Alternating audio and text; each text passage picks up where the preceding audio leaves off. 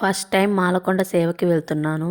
సేవకి వెళ్ళడానికి uniform orange colour sari, ఒక కలర్ బ్లౌజ్ అని చెప్పారు.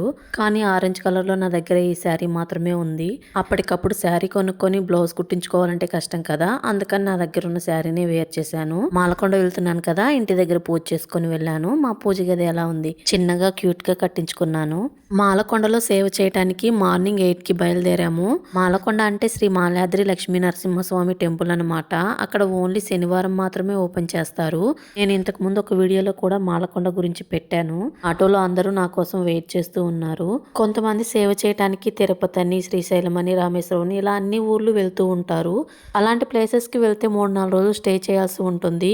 కానీ మాలకొండ మాకు దగ్గర కాబట్టి మార్నింగ్ వెళ్ళి ఈవినింగ్ వచ్చేయచ్చు అని చెప్పి నేను సేవకి వెళ్ళాను. ఇదేనమాట మాలకొండ ఎంట్రీ ప్లేస్ ఇదేనండి. ఇక్కడ సేవ చేయటానికి వచ్చిన వాళ్ళు చూడండి ఎంతమంది ఉన్నారో. వీళ్ళందరూ విజయవాడ, గుంటూరు, ఒంగోలు చాలా దూరం నుంచి వచ్చారు. నాకు అప్పుడు అనిపించింది సేవ చేయడానికి ఎంత దూరం నుంచి వచ్చారు అసలు. వాళ్ళకి రావటానికి పోవటానికి టైం సరిపోతుంది. అయినా కానీ చాలా త్వరగా వచ్చి కూర్చున్నారు. వాళ్ళు కోఆర్డినేటర్ కోసం వెయిట్ చేస్తూ ఉన్నారు. తర్వాత కోఆర్డినేటర్ వచ్చి అందరినీ టిఫిన్ చేయమని చెప్పారు.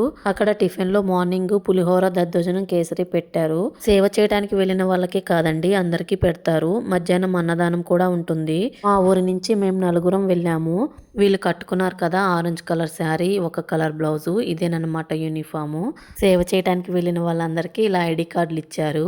నేను ఫస్ట్ టైం అనమాట సేవ చేయడానికి వెళ్ళింది. అసలు అక్కడ ఎలా ఉంటుందో కూడా నాకు తెలియదు. ఈ మధ్య మా అమ్మ కూడా చాలా ప్లేసెస్ విజిట్ చేసింది సేవ చేయడానికి అని చెప్పేసి.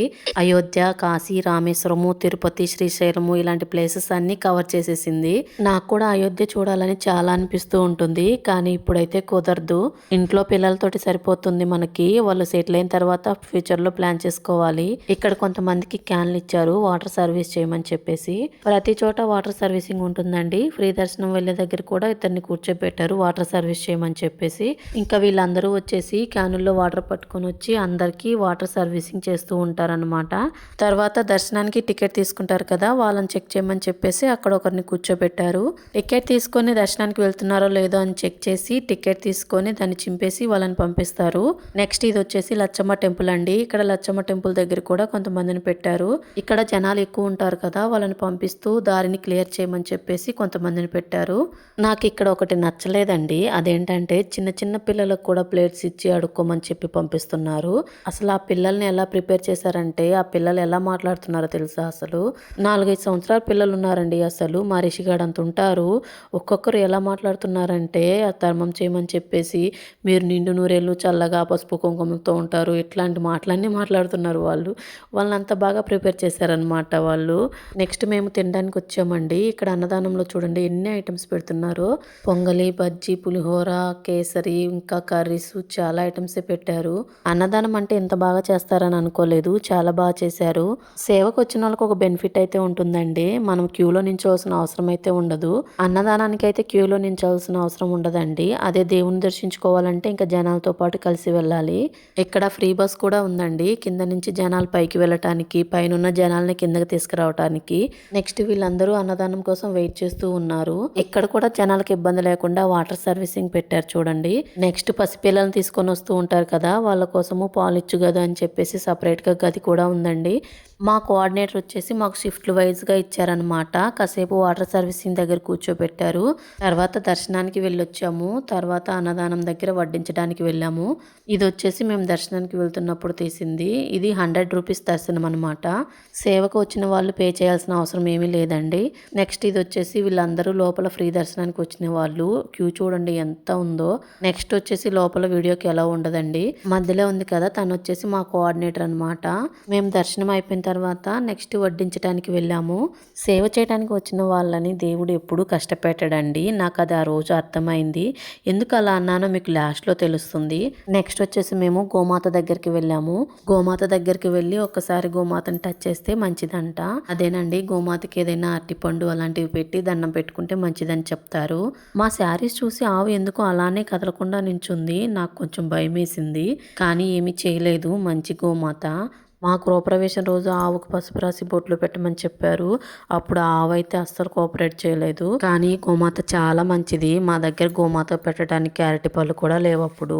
గోమాతకి దండం పెట్టుకుని తర్వాత మేము వడ్డించడానికి వెళ్ళాము. నాకు ఇక్కడ ఒకటి బాగా నచ్చిందండి. అరిటాకుల్లో అన్నదానం చేశారు. ప్లాస్టిక్ గ్లాసులు ఏమీ యూజ్ చేయలేదు. పేపర్ గ్లాసులే యూజ్ చేశారు. 10 మందికి వడ్డించడం వల్ల ఎంత పుణ్యమో తెలుసా అసలు. నాకు అవకాశం వచ్చినందుకు చాలా సంతోషంగా ఉన్నాను. అసలు ఇలా సేవకు వస్తానని కూడా నేను అనుకోలేదు. ఎందుకంటే ఫస్ట్‌లో మా సంధ్యక్క అడిగినప్పుడు నాకు పిల్లలున్నారు. వాళ్ళని స్కూల్‌కి పంపించాలని చెప్పి రానని చెప్పాను. తర్వాత 8 గంటల నుంచి స్టార్ట్ అవుదామని చెప్పేసరికి వాళ్ళని స్కూల్‌కి పంపించి వెళ్దామని డిసైడ్ అయ్యాను. మనసులో సేవ గురించి అనుకున్నామో లేదో దేవుడు చూడండి ఎలా రప్పించేసుకున్నాడో. ఆ ఎలవేల్పు దైవం అండి శ్రీ మాల్యాద్రి లక్ష్మీ నరసింహస్వామి. మా నలుగురు పిల్లలకు పుట్టెంటుకలు కూడా మేము మాలకొండ వచ్చే ఇచ్చాము. ఇప్పుడే కాదు నా పెళ్ళికి ముందు కూడా మా అమ్మ వాళ్ళు ఎప్పుడు మాలకొండ తీసుకొని వస్తూనే ఉంటారు. అప్పుడైతే ఇంకా ముందు రోజు నైటే వచ్చి స్టే చేసి మరుసటి రోజు దర్శనానికి వచ్చేవాళ్ళము. ఇక్కడికి ఎప్పుడు వెళ్ళినా మనకు తెలిసిన వాళ్ళు కనిపిస్తూనే ఉంటారు. నేను సేవ చేయడానికి వెళ్ళిన రోజు కూడా మా ఊరి వాళ్ళు 2-3 ఫ్యామిలీస్ కనిపించాయి. ఇక్కడ అన్నదానం దగ్గర సిస్టమ్ అయితే బాగుంది. హ్యాండ్స్‌కి గ్లౌజెస్ ఇచ్చారు. తలకి పెట్టుకోవడానికి క్యాప్స్ కూడా ఉన్నాయి. ప్రతిదీ హైజెనిక్‌గా చాలా బాగా చేశారు.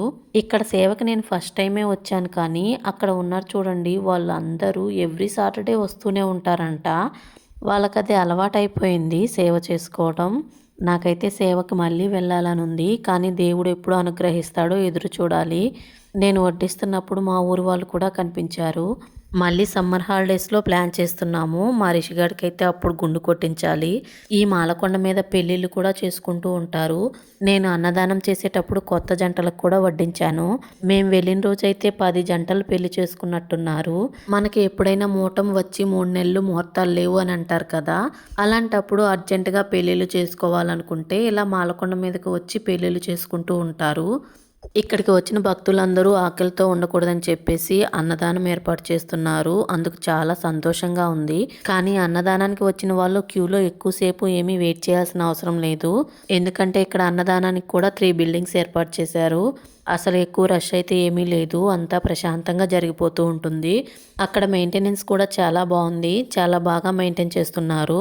అన్నదానానికి విరాళాలు కూడా సేకరిస్తారు. ఎవరైనా అన్నదానానికి విరాళాలు ఇవ్వాలనుకుంటే ఇవ్వవచ్చు. అంతేకాదండి ఇక్కడ కొండ మీద లక్ష్మీదేవి టెంపుల్ వ్యూ అయితే చాలా బాగుంటుంది. అదేనండి అందరూ లచ్చమ్మ టెంపుల్ అని అంటూ ఉంటారు. లక్ష్మీదేవికి కోపం వచ్చి అలిగి కొండను చీల్చుకుంటూ వెళ్ళింది అని అంటూ ఉంటారు. ఆ 2 కొండల మధ్యలో నుండి వెళ్తుంటే వ్యూ ఎంత బాగుంటుందంటే ఆ 2 కొండల మధ్యలో ఎంతటి లావుగా ఉన్నవారైనా పడతారని చెప్తూ ఉంటారు. ఇక్కడ సాయంత్రం 4 గంటల వరకు అన్నదానం జరుగుతూనే ఉంటుంది. సాయంత్రం 5 గంటలకి గుడి క్లోజ్ చేస్తారు. నరసింహస్వామి దర్శనం శనివారం మాత్రమే కలుగుతుంది. అసలు సేవ చేయటానికి వచ్చిన వాళ్ళని చూస్తుంటే ఎంత ఆశ్చర్యం వేస్తుందంటే ఎంతెంత దూరం నుంచి వస్తున్నారో అసలు. ఇక్కడ ఒక పెళ్లి జంట కూడా కూర్చొని ఉన్నారు చూడండి. అన్నదానం కంప్లీట్ అయిపోయిన తర్వాత సేవకు వచ్చిన వాళ్ళకైతే స్వామివారి ప్రసాదం ఒక లడ్డు అయితే ఇస్తారు. మేము వడ్డించడం కంప్లీట్ అయిపోయేసరికి ఈవినింగ్ 4 అయింది. తర్వాత లడ్డు తీసుకొని మేము ఇంకా ఊరికి బయలుదేరాము. ఇక్కడ మా ఊరి వాళ్ళు కూడా కనిపించారు. ఇక్కడ ఎండకి నడవలేరని చెప్పేసి కాళ్ళు కాలుతాయని చెప్పేసి మధ్యలో మ్యాట్ వేసి వాటర్ కూడా పోశారు. భక్తుల కోసం మెయింటెనెన్స్ అయితే చాలా బాగా చేశారు. తర్వాత ఇంట్లో అందరి కోసం ప్రసాదం తీసుకొని అక్కడి నుంచి బయలుదేరాము. అక్కడి నుంచి కిందకి ఫ్రీ బస్సులో వెళ్దామని అనుకున్నాము. కానీ బస్సు ఖాళీ లేదని చెప్పారు. అదే లాస్ట్ ట్రిప్ అని చెప్పారు. అందుకని మా ఊరి వాళ్ళు వెళ్తుంటే వాళ్ళతోటి కింద వరకు కారులో వెళ్ళాము. ఈ పాప చూడండి అన్ని పెన్సిల్స్, ఎరైజర్స్ అన్ని చదువుకు సంబంధించినవే కొనుక్కుంది. అదే మా రిషిగాడైతే నాకు గన్ను కావాలంటాడు. మా లక్కీ అయితే మేకప్ కిట్ కావాలంటది. చాలా గుడ్ గర్ల్ కదా తను. నెక్స్ట్ వచ్చేసి గుడి మూసేసే టైం అయితే వచ్చేసింది. అందరూ అక్కడ నుంచి కిందకి వెళ్ళిపోతున్నారు. నెక్స్ట్ ఇది వచ్చేసి కిందకి వచ్చిన తర్వాత వ్యూ అనమాట. ఇదేనండి ఫ్రీ బస్సు. ఈ బస్సేనమాట కింద నుంచి జనాల్ని పైకి తీసుకొని వెళ్తుంది. పైనుంచి జనాల్ని కిందకి తీసుకొని వస్తుంది. మేమైతే చాలా సేపు వెయిట్ చేసాము. ఊరికి వెళ్ళటానికి బస్సులు అస్సలు ఖాళీ లేవు. ఏ బస్సు చూసినా ఫుల్ అయిపోయి వస్తుంది. అస్సలు ఆపట్లేదు. అసలు ఊరికి వెళ్తానా లేదా అని భయమేసింది. నైట్ ఎగ్జామ్ అవుతుందో ఇంటికి వెళ్ళేసరికి అనుకున్నాను. ఈ బస్సు అతను కూడా మమ్మల్ని ఎక్కించుకోలేదు. ఎక్కించుకోలేదు. కందుకూరే వెళ్తున్నాడంట. కానీ ఎక్కించుకోకుండా వెళ్తున్నాడు చూడండి. నేను అనుకున్నాను కనీసం సేవ చేసిన వాళ్ళని కూడా ఇంత దారుణంగా ఎక్కించుకోకుండా వెళ్తున్నాడని చెప్పేసి. కానీ దేవుడు ఉన్నాడండి. మేము చేసిన సేవ వృధా అయితే పోలేదు. మా పక్క ఊరి వాళ్ళదే కార్ ఒకటి వచ్చింది. వాళ్ళు మాకు లిఫ్ట్ ఇచ్చి మా ఊరి దగ్గరికే తీసుకుని వెళ్లారు. వాళ్ళు మాకు లిఫ్ట్ ఇవ్వడం వల్ల మేము చాలా ఎర్లీగా ఇంటికి వెళ్ళిపోయాము. అందుకే అన్నాను సేవ చేసిన వాళ్ళని ఎప్పుడు దేవుడు కష్టపెట్టడని చెప్పేసి. సో అంతేనండి. ఫస్ట్ టైం సేవ చేసినందుకు నా మనసు చాలా ప్రశాంతంగా ఉంది. అందులోనూ చాలా ఆనందంగా కూడా ఉంది. వీడియో నచ్చితే సబ్స్క్రైబ్ చేసుకోండి.